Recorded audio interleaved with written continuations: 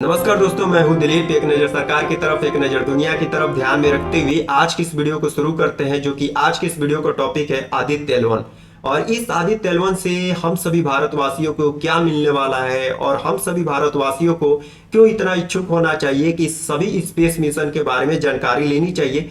ये सारी चीजें इस फैक्टर पे हम बात करने वाले हैं। और आदित्य एल1 का ऑब्जेक्टिव क्या है, और आदित्य एल1 हमारा सबसे पहला मिशन है जो कि सूरज को स्टडी करेगा, और इससे क्या क्या इंपॉर्टेंट पॉइंट हमें मिलने वाला है आज की इस वीडियो में हम बात करने वाले हैं। तो सबसे आगे बढ़ने से पहले मैं आप सभी को बहुत सारी शुभकामनाएं दे दूं। और आप सभी को अभी तक नोटिफिकेशन मिल चुका होगा कि इसरो द्वारा लॉन्च कर दिया गया है अपने इस मिशन को, आदित्य एल1 मिशन को, और पीएसएलवी रॉकेट के द्वारा। तो अभी हम जानने की कोशिश करते हैं क्यों हम सन को ही स्टडी करना चाह रहे हैं अभी फिलहाल। क्योंकि ये सबसे नियरेस्ट स्टार है अपने अर्थ के, यानी हम जहां पर जीवन संभव है।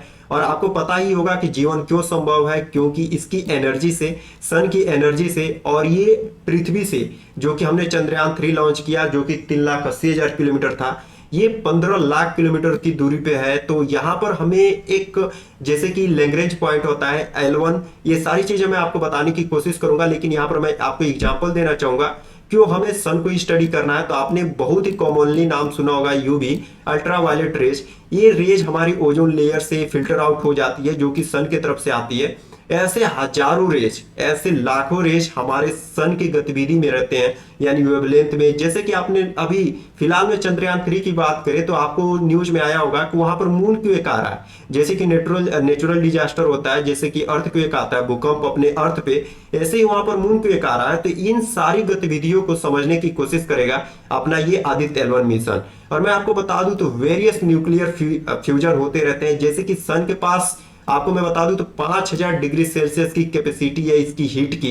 इन सारी चीजों के बारे में अपना आदित्य एल1 मिशन जानने की कोशिश करेगा। अब हम आदित्य एल1 के बारे में जान लेते हैं। तो आदित्य एल1, आपको ये जो एल1 दिख रहा है, एल1 क्या डिनोट करता है, यानी लैग्रेंज पॉइंट। तो लैग्रेंज पॉइंट में आप सभी को समझा दूं, ये एक दूरी से, यानी एक ऑब्जेक्ट से दूसरी ऑब्जेक्ट की जहां पर ग्रेविटेशनल फोर्स 0 हो जाती है, उसी को हम लैग्रेंज पॉइंट कहते हैं। जैसे कि आपने न्यूटन का थर्ड लॉ पढ़ा होगा कि for every action there is an equal and opposite reaction.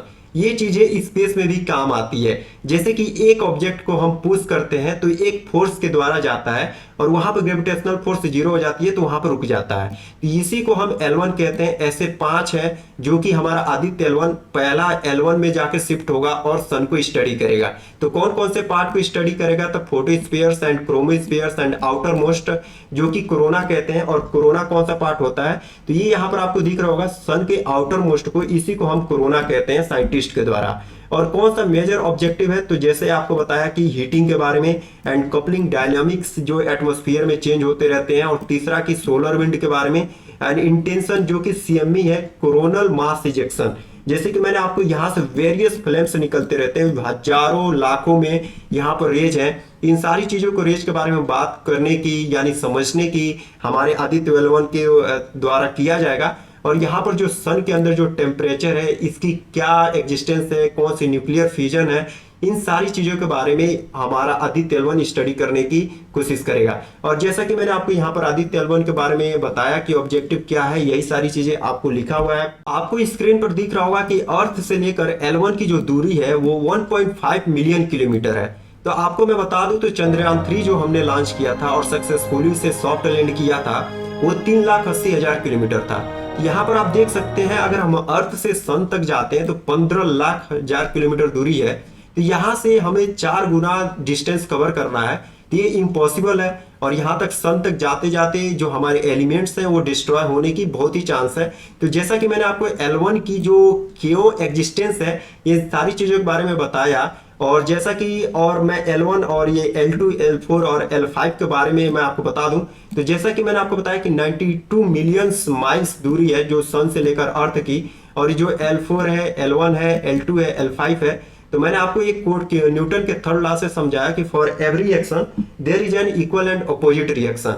यही सारी चीजें जो एल1 है, यहाँ पर हमारी जो ग्रेविटेशनल फोर्स है यानी बहुत हद तक कम हो जाती है और बहुत ही बारीकी तरीके से इसे ऑर्बिट करेगी सन को, और स्टडी करने में इसे हेल्प मिलेगा हमारे आदित्य L1 मिशन को। और यहाँ पर हम पेलोड की बात करते हैं तो इसके पास 7 पेलोड भेजा गया है जो कि हमारे इस मिशन में, जैसे कि VLC है जो कि कोरोना के बारे में स्टडी करेगा, SUIT and SoLEXS and HELIOS and ASPEX, PAPA and mega.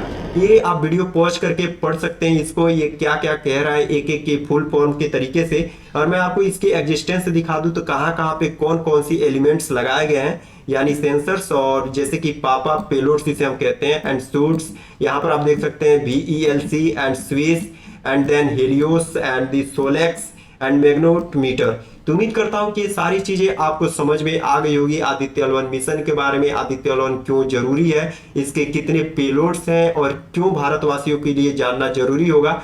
और आपने हाल ही फिलहाल में सुना होगा कि एक जम्मू का व्यक्ति है जो कि चंद्रयान 3 पर रजिस्ट्रेशन करा चुका है। और आपको बस यही सारी इंफॉर्मेशन देना चाहता हूं और उम्मीद करता हूं कि ये वीडियो काफी अच्छा लगा होगा। अगर अच्छा लगा तो हमारे वीडियो को लाइक करिएगा।